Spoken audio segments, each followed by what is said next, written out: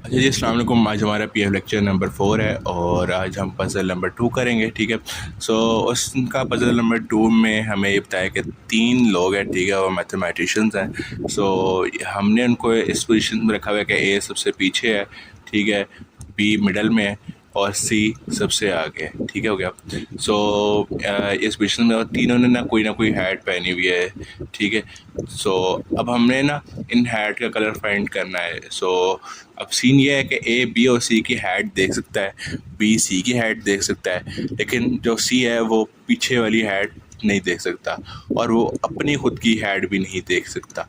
सो यानी बी भी अपनी हैट नहीं देख सकता और ए भी अपनी हैट नहीं देख सकता। ये लोग सिर्फ आगे वाले की हैट देख सकते हैं।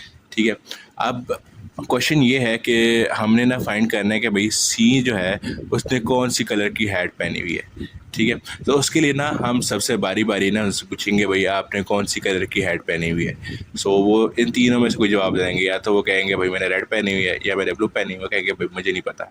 ठीक है, सो उसके लिए फिर हमने ये किया कि हमने पहले ए के पास गए, भाई ए वाले भाई बताओ आपने कौन सी हैट पहनी है। बी से पूछा और सी से पूछा। ये तो जीन्स वाला मामला लगा हुआ, ऐसे हैट पहनते। अच्छा, उसके बाद फिर ए के पास गए, ए ने कहा भाई मुझे नहीं पता। सी के बी के पास गए, बी ने कहा मुझे भी नहीं पता मैंने कौन सी हैट पहनी हुई है। कि जब सी के पास गए ना, सी ने कोई जवाब दे दिया यार कि यार मैंने तो या तो रेड पहनी हुई है ब्लू। अब हमने ये फाइंड करना है कि उसने जवाब क्या दिया था, उसने या तो रेड जवाब दिया या ब्लू जवाब दिया। ये फाइंड करने के लिए हम पहली कंडीशन, अब ये मैंने आपको दे दिया हुआ सारा क्वेश्चन, अब यहाँ पॉज करके आप अपना खुद सॉल्व करने की कोशिश कर सकते हैं। अगर नहीं होता या हो जाता तो उसके बाद आप यहाँ से कन्फर्म कर लेते हैं।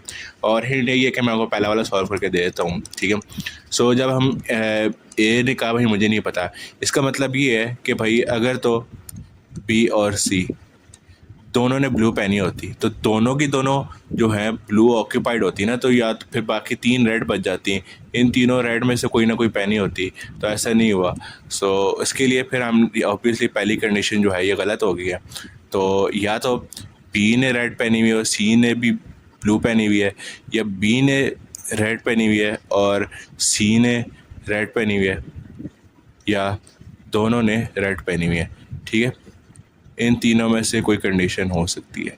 ठीक है, सो उसके लिए अब हम देखेंगे कि भाई दूसरी कंडीशन पे चलते हैं। अब हम बी के पास गए, बी ने कहा, यहाँ पे आप वीडियो पॉज कर सकते हैं। ठीक है, और आप खुद सॉल्व करने की कोशिश कर रहे हैं आगे। ठीक है, अब हम बी के पास गए कि भाई बी ने कहा मुझे भी नहीं पता, क्योंकि अगर देखें इस कंडीशंस के हिसाब से, ठीक है, कि अगर हम बी ने कहा होता कि यार कि अगर उसने सी को देखा भाई कि सी ने अगर ब्लू पहनी होती, ठीक है, तो अब देखिए इसमें सिर्फ पहली वाली कंडीशन तो गलत होगी ना, कि ये तो हो ही नहीं सकता ना। तो अब इसमें सिर्फ यही कंडीशन है कि सी ने अगर ब्लू पहनी हुई तो रेड ही होगा। तो ऑब्वियसली फिर बी बता देता कि यार मैंने तो ब्लू पहनी हुई है, लेकिन चूंकि ऐसा नहीं है तो वो अब नहीं बता पाया। सो ऑब्वियसली, सो अब कुछ और होगा कि सी ने तो फिर शायद रेड पहनी हुई होगी। ठीक है, क्योंकि अब देखें इसके हिसाब से बी ए की थी कंडीशन तो रेड था। सो अब वो नहीं बता पाया। सो फिर जब सी से पूछा, ठीक है, सी के पास गया, सी के पास आंसर आ गया कि भाई मैंने तो रेड पहनी हुई है, क्योंकि बी भी नहीं बताया। क्योंकि अगर बी को पता होता कि मैंने सी ने यानी ब्लू पहनी हुई है तो बताया था कि यार मैंने तो रेड पहनी हुई होगी।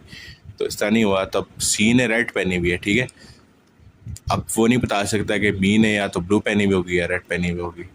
तो ये था हमारा आंसर, ये है हमारा आंसर। ठीक है, बस इतना ही सा सवाल था।